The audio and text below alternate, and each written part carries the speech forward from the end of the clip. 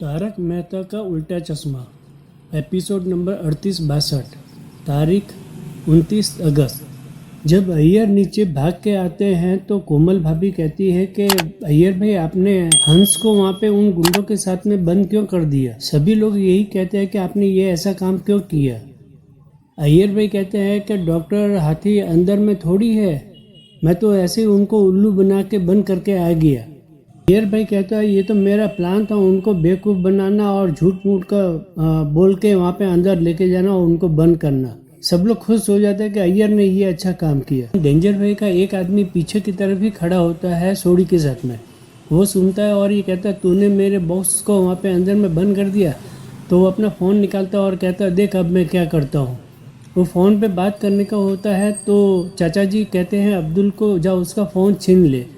अब्दुल जाता है, फ़ोन छीन के भागने लगता है। इस तरह पे सभी लोग उस मोबाइल से बाउंसर को नचाने लगते हैं। तो यहाँ पे सभी लेडीज़ लोग मिलके सोडी भाई के अंदर से टायर को निकालते हैं। टायर जैसे ही निकलता है सोडी भाई वो टायर लेके उस बाउंसर को पहना देते हैं। उस बाउंसर को जैसे ही टायर पहनाते हैं तो पूरे सभी लोग खुश हो जाते हैं कि सोडी ये तूने बहुत ज़बरदस्त काम किया। इधर डेंजर भाई ऊपर में एकदम लाल पीले हो जाते हैं। वो अपने आदमियों को कहते हैं कि यहाँ पे तो ना हाथी है ना हाथी की पूंछ, इस दरवाजे को जैसे तैसे खोलो, कैसे भी करके इसको तोड़ो। लेकिन सभी लोग यहाँ पे अय्यर भाई से बहुत खुश होते हैं। कोमल भाभी कहते हैं कि मैं तो डर गई थी अय्यर भाई कि आपने हंस को वहाँ पे उन लोगों के बीच में फंसा दिया।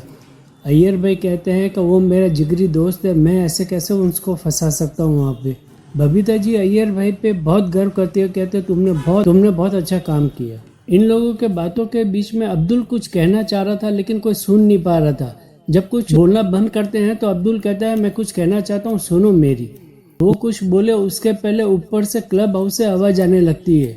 ये आवाज़ थी उन लोगों के द्वारा दरवाज़ा तोड़ने की। अब इन लोग के हार्ट बीट बढ़ने लगती है। ये लोग कह रहे हैं कि यदि उन लोगों ने दरवाज़ा तोड़ दिया तो बहुत मुश्किल हो जाएगा। इधर सभी लोग नीचे में चिंता में थे कि यदि दरवाज़ा टूट गया तो क्या होगा। और इधर बाउंसर उनके लगातार दरवाजा को तोड़ते रहते हैं। यहाँ पे जो नीचे एक बाउंसर था जिसको टायर लगाया था वो भी चिल्लाना शुरू करता है कि बॉस मेरे को यहाँ पे इन लोगों ने पकड़ लिया है, आप जल्दी दरवाज़ा तोड़ के नीचे आओ।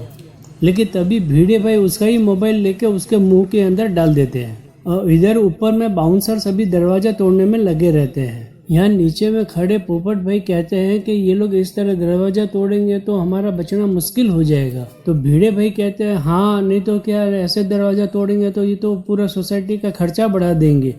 तो पोपट भाई उनकी बातों में ताना मारते हैं, कहते हैं ऐसा कर तू ऊपर जा और दरवाजा खोल दे और कह दे डेंजर भाई को कि आराम से आप आ जाओ बाहर में।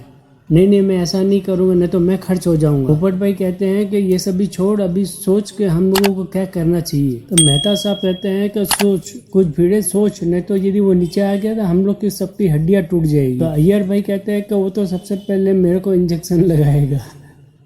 ये अय्यर भाई कहते हैं मेरे पास एक आइडिया है, सब अपने अपने घर पे जाओ, दरवाजा बंद करो और छुप जाओ। तो सोडी भाई कहते हैं अरे डरने की बात नहीं है, मैं हूँ ना यहाँ पे, मैं इन लोगों को छोड़ूंगा नहीं। ऐसा करके वो आगे जाके ऊपर जाने लगते हैं, वापस पीछे खींच लेते हैं। पोपट भाई कहते हैं तू लड़ लेगा, हम लोग का क्या होगा, मेरी तो अभी तक शादी भी नहीं हुई। बस बात पलट के कहते हैं अरे नहीं मैं ऐसा कह रहा था कि अभी हम लोग को कुछ दूसरा सोचना चाहिए। सब लोग क्लब हाउस के दरवाजे को देखते रहते हैं लेकिन किसी के दिमाग में ये नहीं आता कि अब करना क्या है। सब लोग ऊपर ही देखते रहते हैं। तब चाचा जी कहते हैं कि ये वक्त सोचने का नहीं, कुछ कर गुजरने का है। सब लोग सोच रहे ये क्या कह रहे हैं। फिर चाचा जी कहते हैं कि यहाँ से खड़े खड़े देखने से कुछ नहीं होगा, हमें कुछ करना है, जाओ अपने अपने घर में और जो हथियार मिले वो लेके आओ। चाचा जी की ये बात सुन के सबके एक सेकंड के लिए दिमाग का सुन हो जाता है। हथियार लेके आने के लिए बोल रहे हैं। चाचा जी कहते हैं मेरा मतलब कि घर में कुछ भी हो, जैसे झाड़ू, बर्तन, बेलन, ऐसा कुछ भी जो भी हो वैसा लेके आओ। सब लोग अपने घर में जाने की तैयारी करते हैं। तो मेहता साहब कहते हैं कि महिला मंडल आप ऐसा करो, आप सब अपने अपने घर जाओ, हम लोग यहाँ पे लड़ लेंगे। तो कोमल भाभी कहती ये कैसी बात कर रहे हैं मेहता साहब, हम लोग पीछे हटने वाले नहीं हैं, जब इतना सहा है तो और सहेंगे और लड़ेंगे भी। ऐसा कह के वो लोग जोश भर देते हैं इस बात पे। सब लोग एकदम डट के खड़े हो जाते हैं। तो बबीता जी कहती है जय माँ दुर्गा, जय माँ काली। इसी बीच में भीड़े भाई अपना डायलॉग बोलना नहीं भूलते, मैं सेक्रेटरी, और ऐसे सुनते सुनते सब लोग भाग जाते हैं। अंजलि मेहता साहब को कहती है कि तारक हम क्या लें?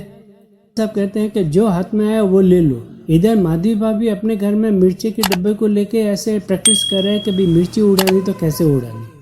सभी लोग कुछ न कुछ ले रहे हैं, तो चाचा जी पोपटलाल को कहते हैं कि ये पूरी किट उठा ले। पोपट भाई जैसे किट उठाते हैं और कहते हैं कि ये तो बहुत भारी है, मेरे से नहीं उठाया जाएगा, तो वो 1-2 पीस उठा के वहाँ से निकलने की तैयारी करते हैं। सब लोग घर से कुछ न कुछ लेके निकलते हैं, सब अपनी अपनी सोच के हिसाब से लेके आते हैं।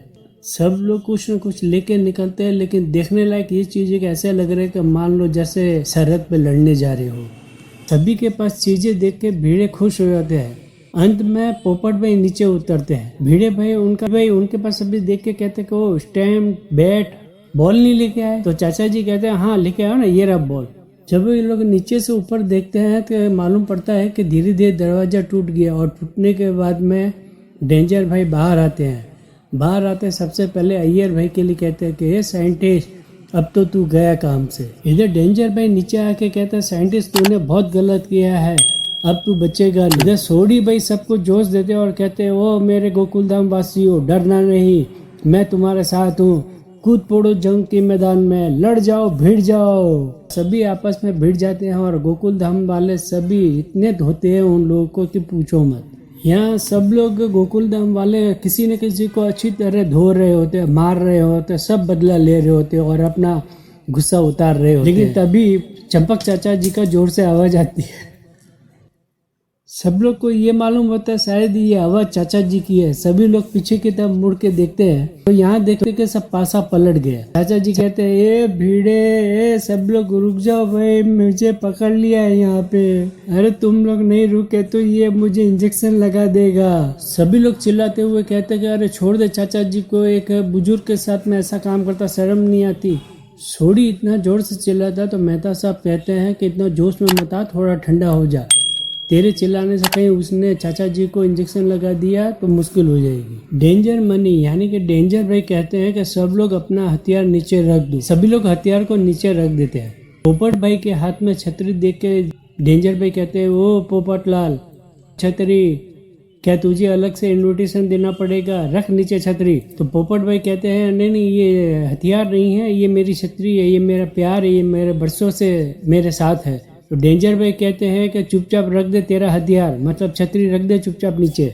इधर सोडी कहता है कि चाचा जी को छोड़ दे और मुझे इंजेक्शन लगा दे, मैं मना नहीं करूँगा, ले लगा दे मुझे। पोपट भाई कहते हैं कि मुझे लगा दे। अय्यर भाई कहते हैं मुझे लगा दे। डेंजर भाई गुस्से में आके कहते हैं क्या तुम लोग मेरे को लगा दे, मेरे को लगा दे, यहाँ क्या चॉकलेट बिक रही है क्या, चुपचाप खड़े रहो अपनी जगह पे। डेंजर भाई कहते हैं सब लोग शांति से सुन लो और चुपचाप बता दो कि डॉक्टर हाथी कहाँ पे है।